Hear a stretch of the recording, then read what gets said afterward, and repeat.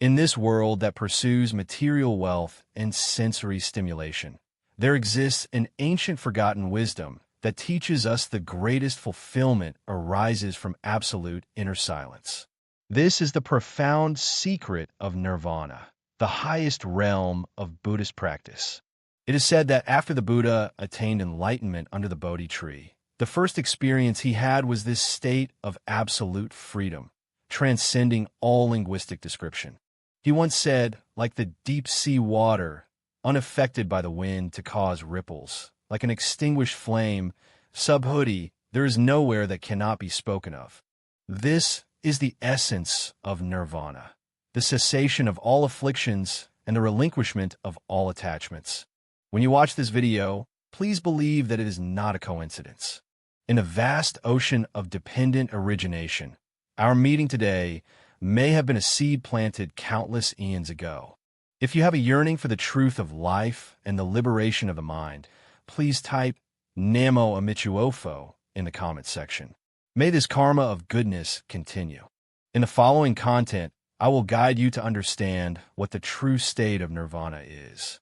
It is neither the nihilistic cessation nor the eternal life of heaven, but a state of absolute freedom transcending dualistic oppositions and the limitations of time and space. We will explore the true meaning of Nirvana, understand how revered ancient and modern Buddhist masters interpret this state, and examine how we can progressively approach this realm in our daily lives. In ancient India, when Prince Siddhartha Gautama renounced the throne, and after 6 years of arduous practice, he finally attained supreme perfect enlightenment under the Bodhi tree. At that moment, he experienced the state of Nirvana. This state, in its literal Sanskrit meaning, refers to blowing out or extinguishing, metaphorically akin to the extinguishing of a flame. This is not merely a simple disappearance, but the cessation of the fire of afflictions, the manifestation of the light of wisdom. The Sayadaw Agama records that Nirvana is the complete exhaustion of craving, the complete exhaustion of hatred, the complete exhaustion of delusion, and the complete exhaustion of all defilements. This passage precisely describes the nature of Nirvana, the cessation of all afflictions, and a liberation from all suffering. When we deeply understand this passage of Scripture, we realize that Nirvana is not a place or state, but a fundamental transformation in the mode of existence. In the time of the Buddha, there was an ascetic named Basa who asked the Buddha whether the Tathagata exists or does not exist after attaining Nirvana. The Buddha responded with silence, and later explained that it is like an extinguished flame. One cannot say where it is gone. Similarly, the liberated sage transcends all conceptual boundaries, and their state cannot be described in words. This famous simile of the flame vividly illustrates the nature of the Nirvana realm, which transcends language and words. In early Buddhism, Nirvana is divided into 2 types: Nirvana with remainder and Nirvana without remainder. The former refers to the practitioner who has eradicated afflictions, but whose physical body still exists, while the latter refers to the complete cessation of both body and mind, fully transcending the cycle of birth and death. Before entering final Nirvana, the Buddha said to his disciples in the Mahaparinirvana Sutra, "All conditioned phenomena are impermanent. They are subject to arising and ceasing. When arising and ceasing have ceased, cessation is peace and bliss." This statement became the most important teaching in Buddhism, indicating that Nirvana and tranquility are the ultimate bliss. With the rise of Mahayana Buddhism, the concept of Nirvana underwent further development. Nagarjuna Bodhisattva pointed out in the Mulamadhyamaka that there is no slightest difference between Nirvana and the worldly existence. This viewpoint thoroughly breaks the dichotomy between the worldly and the transcendent, indicating that Nirvana is present in the here and now, inherent in the very nature of all phenomena. The Heart Sutra's statement that form is no different from emptiness, and emptiness is no different from form, is a profound elucidation of this very state. Nirvana is not only the core goal of Buddhism, but also the unique great aspiration of Eastern wisdom for the ultimate care of humanity. It differs from Western religion's pursuit of heaven or eternal life. Rather, it is a thorough awakening to the essence of life, a transcendence of the self, and a right view of true freedom. Nirvana and tranquility represent the highest attainment in Buddhist practice, embodying the ultimate liberation from suffering and the cessation of all defilements. Let us gradually unveil the profound meanings behind this ancient wisdom. First, we need to understand that nirvana is not nothingness. Many people mistakenly believe that nirvana is a form of passive extinction or the end of life, which is a complete misunderstanding of the Dharma. The Buddha clearly pointed out that nirvana exists, but this existence transcends the conventional duality of being and non-being. It is neither existence nor non-existence, but rather an absolute realm that transcends both. Just as water is no longer waves, the essence of water still remains. The first meaning of nirva is cessation. Cessation of what? What has extinguished our greed, hatred, and delusion, the flames of the three poisons. When our minds are no longer driven by endless desires, no longer swayed by anger, and no longer obscured by the darkness of ignorance, the heart returns to its original pure and tranquil state. This is like murky water coming to rest. In an instant, the sediment naturally settles, and the water's inherent clarity naturally reveals itself. The second layer of meaning is liberation. Liberation from what? Liberation from the clinging to self and clinging to phenomena. Self-attachment refers to the clinging to a permanent, unchanging self, believing in the existence of an enduring I. Clinging to phenomena, on the other hand, is the attachment to external things, believing that the phenomena possess a true and unchanging intrinsic nature.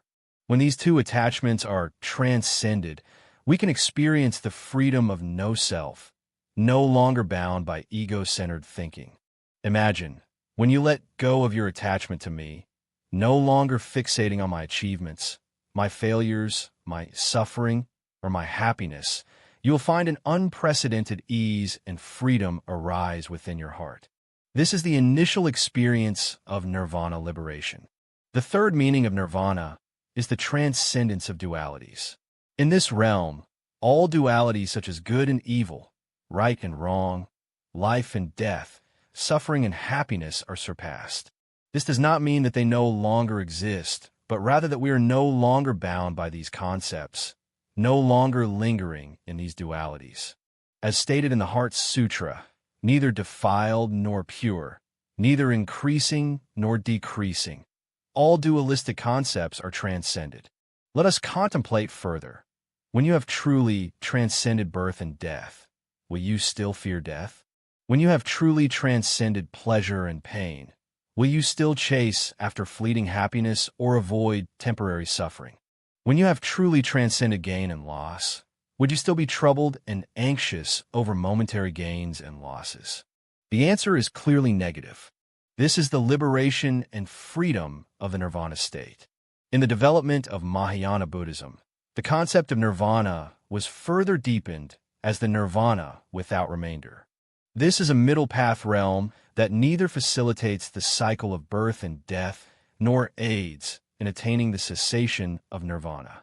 The bodhisattva, motivated by great compassion, does not abandon sentient beings and with great wisdom does not abide in the world. Therefore, they neither assist in samsaric existence nor in nirvana, realizing their own ideal of nirvana through the salvation of all beings. Imagine a drop of water in a vast ocean. It is an independent individual, yet inseparable from the entire ocean. Similarly, practitioners who have attained nirvana transcend individual limitations while remaining deeply connected with all sentient beings. This is why the Buddha, after attaining enlightenment, did not choose to enjoy the solitude of nirvana alone, but instead opted to propagate the Dharma and benefit living beings for 49 years. The fourth meaning of nirvana is the return to one's original nature. Buddhism holds that our true nature is inherently pure and complete, but is obscured by ignorance and afflictive emotions. The process of practice is not about acquiring something new, but about removing the coverings to reveal the original face. Just like wiping away the dust on a mirror, the mirror's bright nature naturally reveals itself. Similarly, as clouds part and fog disperses, the clarity of the sky has always been present.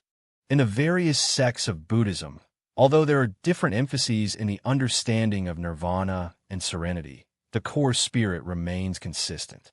This diversity of interpretations reflects the inclusiveness of the 84,000 Dharma doors of Buddhism, offering various paths of practice to practitioners with different capacities and dispositions.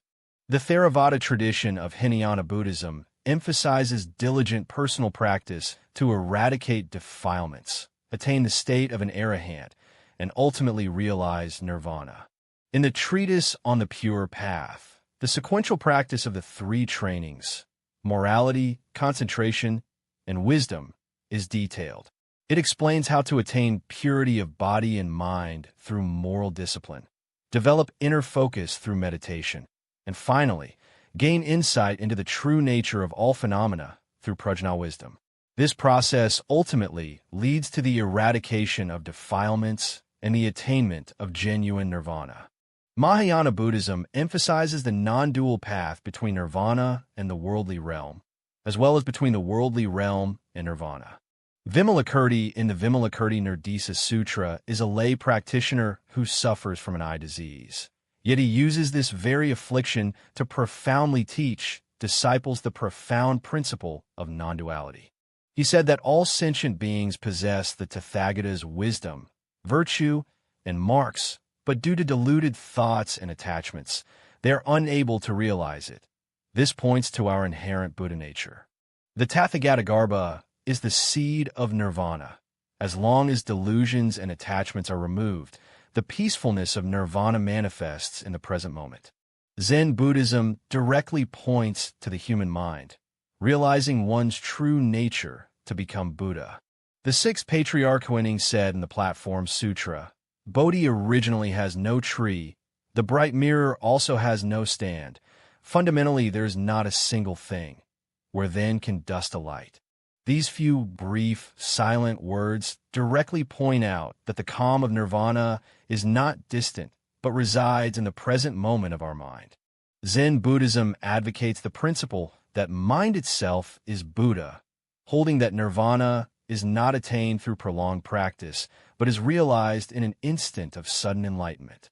Let us delve deeply into the four virtues of nirvana's stillness: permanence, bliss, self, and purity. These four virtues stand in stark contrast to the worldly impermanence, suffering, non-self, and instability. Eternality does not often refer to existence throughout time, but rather to transcending time through non-arising and non-ceasing. In the state of nirvana, there is no birth or death, no coming or going. It is a mode of existence that transcends time and space. Imagine that you can experience the eternity of every present moment, no longer troubled by memories of the past, no longer anxious about the uncertainties of the future. Then you have touched the edge of the eternal now. Joy is not the pleasure of the senses, but the absolute tranquility of the mind. Worldly pleasures are always accompanied by suffering because they are impermanent and dependent on external conditions. The bliss of nirvana is unconditional, originating from the innate tranquility and peace of the mind. This bliss does not rely on any external conditions.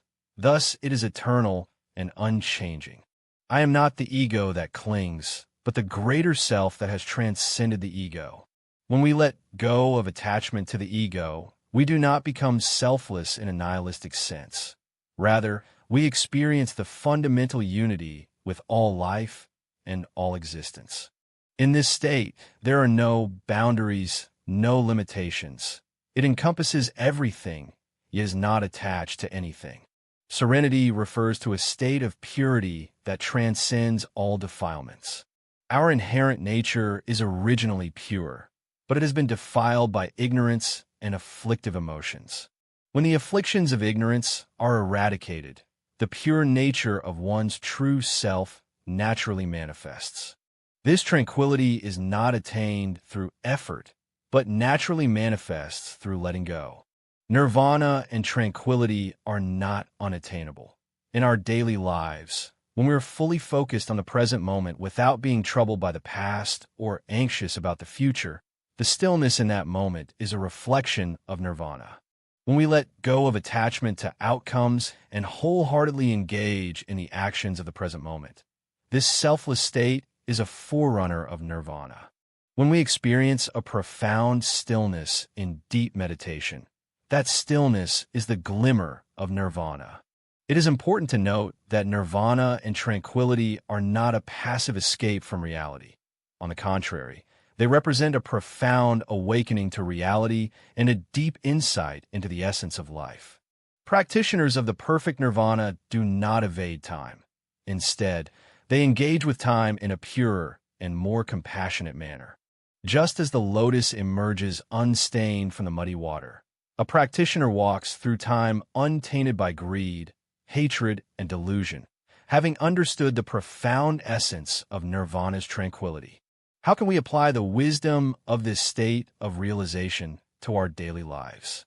Although the complete state of nirvana requires long-term practice, the wisdom within it can begin to transform our thoughts and lives in the present moment. Understand the truth of impermanence and learn to let go of attachments. Everything in life, material possessions, relationships, achievements, health, is impermanent and constantly changing. When we deeply understand this and no longer cling eternally to transient things, we can alleviate much unnecessary suffering. Next time you face loss or change, try telling yourself, "This is the nature of impermanence. Nothing is eternally unchanging." Such understanding can help you face the ups and downs of life with greater equanimity. Secondly, cultivate present moment awareness and experience the instantaneous nirvana. In daily life, we are often occupied by memories of the past and plans for the future, rarely truly living in the present moment. Through simple mindfulness practices, such as focusing on the breath, sensing the presence of the body, and observing the details in the environment, we can bring the mind back to the present moment. In this state of complete present moment awareness, we can experience a peace that transcends time, which is the gentle radiance of nirvana. Third, transform afflictions by viewing obstacles as opportunities for practice. In Buddhism, there's a saying, "Affliction is bodhi," meaning that afflictions themselves are the very basis of enlightenment.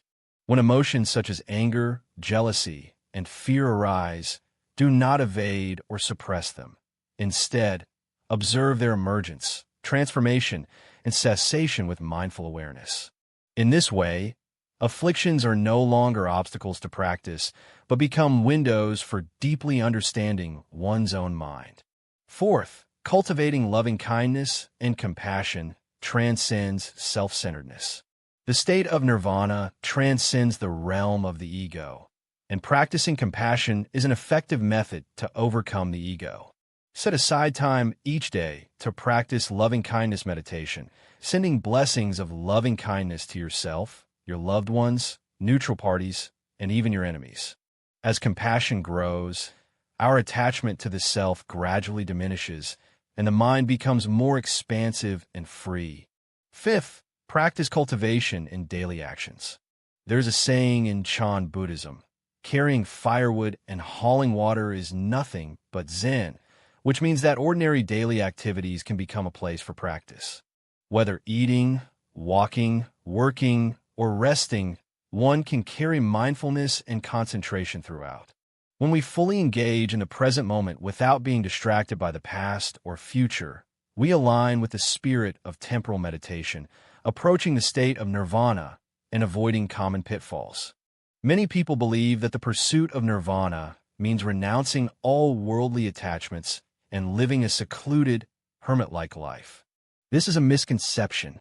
True nirvana practice is not an escape from reality, but practicing within reality without attachment to it.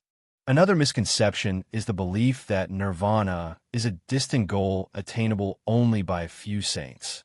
In fact, the seed of nirvana lies within our hearts. Everyone has the potential to experience varying degrees of nirvanic tranquility.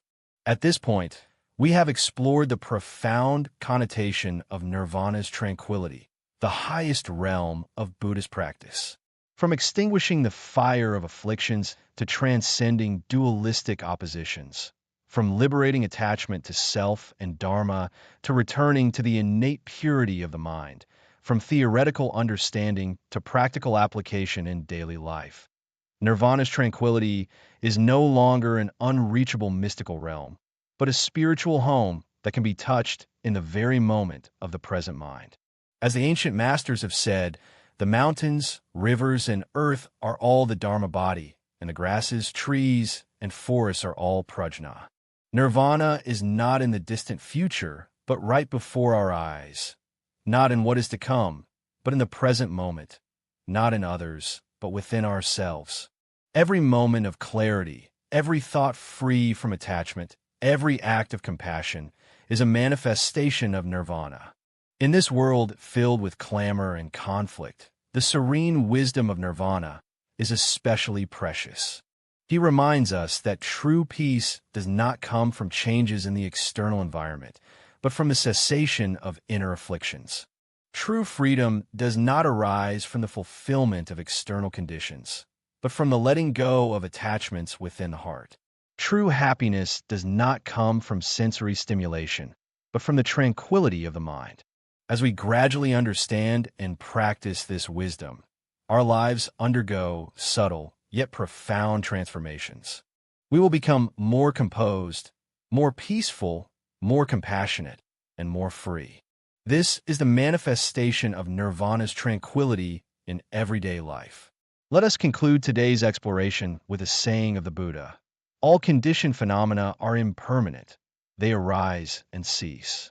When arising and ceasing cease, there is peace and bliss. On your journey of life, may all practitioners encounter the subtle light of nirvana's tranquility, experiencing the absolute freedom and peace that transcend all dualities and limitations.